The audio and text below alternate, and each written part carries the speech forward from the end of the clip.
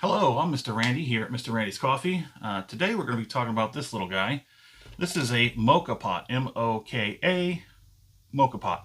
Now this is a coffee brewer. It produces some pretty strong coffee.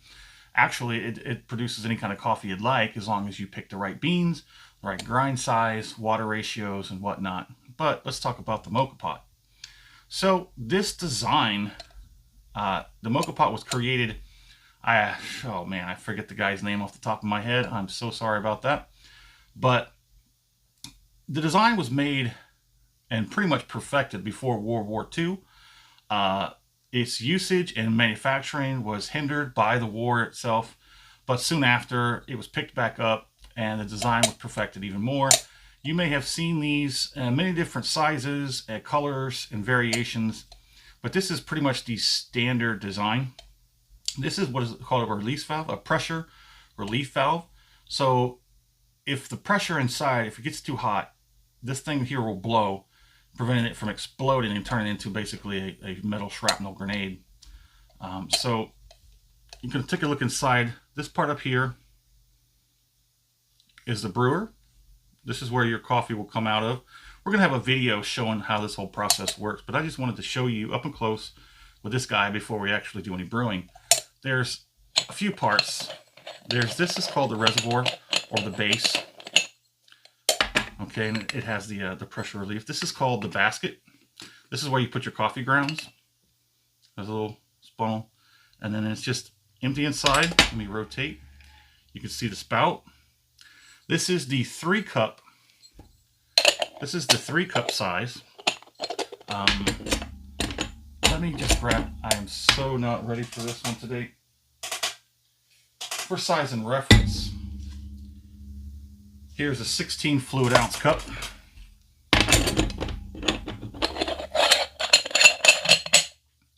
This is a 16 fluid ounce cup. This is a plastic cup. 16 fluid ounces, your basic size cup, and this is a 3-cup.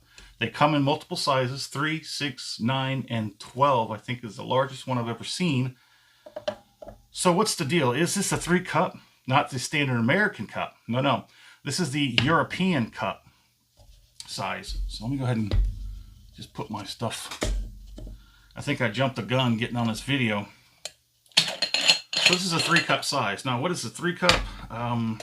What's the size on that ratio? I forget. I'll notate it like somewhere like right in here in the video once it's all been in editing. So what you do, I'm not actually going to do it today. I'm just going to like sort of go through a mock up here. So you put your water in and you want to get your water right underneath this. This design is kind of almost like foolproof. Once you understand exactly the few steps that it takes to do it, you're brewing coffee. How well that coffee comes out, that depends on how much you want it to come out better. So you're going to fill the water up in this reservoir up until underneath this pressure release valve. Now this 3-cup is, I think it maxes out at 140 milliliters. I don't use 140 milliliters. I use about 125 to 130. That's my brew ratio with the water. And that comes up just underneath here. It doesn't touch the valve itself. And it's okay if you figure out your ratio needs to be above that. I really wouldn't put it above this because you might get some issues with that leaking out. And then this is your brew basket. Could have used a little bit of better cleaning, Mr. Randy. So this is where you put your coffee grinds in. Now the size of grind is going to depend on what coffee, what type of beans, how the roast is, and what's your desired outcome. But typically you're going to want another foolproof design, just like that water, that spout over here, just like this. What you want to do is put your grinds in here. This one I have set, it's going in at 13 grams. So 13 grams of espresso grind coffee goes in here. You sort of tamp it down, you tap, tap, tap, and get it to settle. And then once you've got it in there, you just kind of level it off. Use the top of the spoon handle or something else. You just kind of level it off and have 13 grams in there. So you pour your water in here up to underneath the pressure valve. Put your coffee in here, tap, tap, stir it around, tap, tap, get it to a point where it goes off like that. And you have 13 grams of coffee, 120 to 140 milliliters of water. Then we're going to turn over and take a look at the top, the brewer. Now, take a look at the bottom here. We have two things. We have this. This is the filter. It's a little metal aluminum filter. Then you have this gasket. It's a rubber gasket. Let me see if I can't get this off real quick. There we go. So the rubber gasket just kind of comes out. Hold on. There we go. Okay. Yeah, I should have done a better cleaning before this video.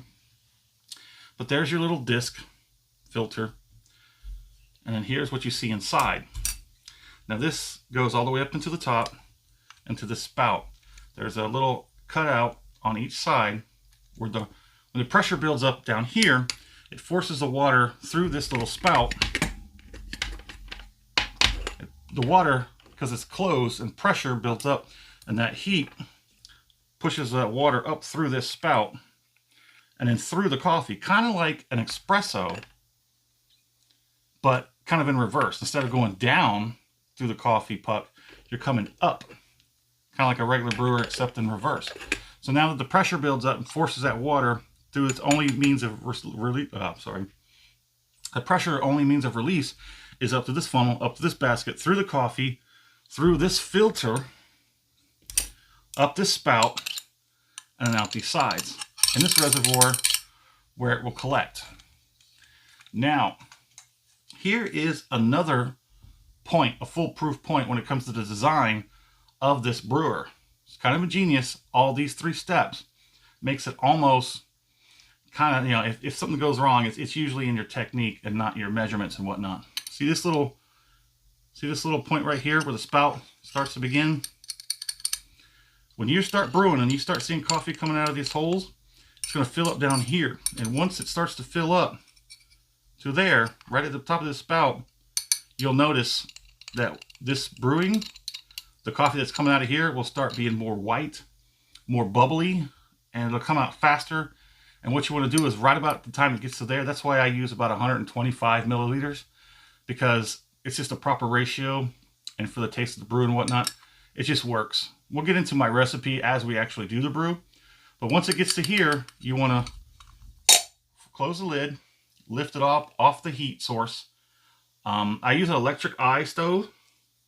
These also work on induction stoves and gas stoves.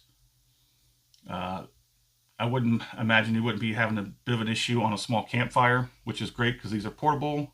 They're not electric, not battery operated. They just work. If you have a heat source hot enough, you're going to have coffee. So, yes. So this thing, it will sputter. Okay, it will sputter and spit out. And if you don't remove it fast enough, this thing will spit sideways and make a whole mess. And by the time it gets that, by the time you've made a mess and you didn't remove it, you're going to have some pretty sour, awful coffee. So there it is. The Moka Pot.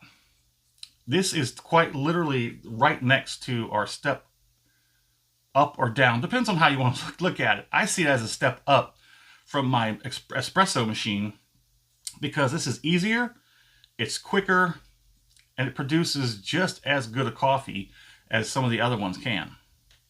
So there it is. If you have any questions or comments about this video or this Moka Pot or any Moka Pot, let us know in the comments. And as always, thanks for stopping by at Mr. Randy's Coffee. Brew something good.